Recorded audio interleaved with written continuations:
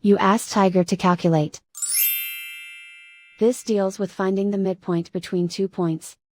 The midpoint between the 2 points is 18.5, negative 3.5. Let's solve it step by step. Plot the 2 points and calculate the midpoint using the formula.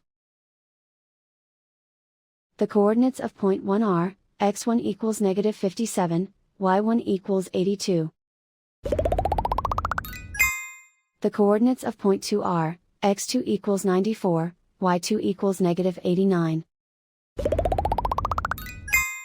PM represents the midpoint of the 2 points.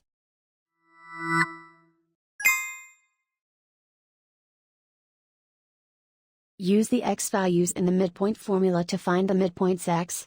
x1 equals negative 57. x2 equals 94. Simplify the arithmetic.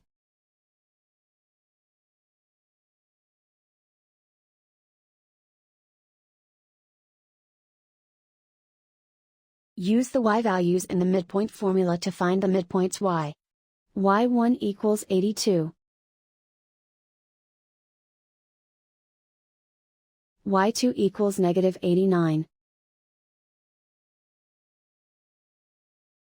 Simplify the arithmetic.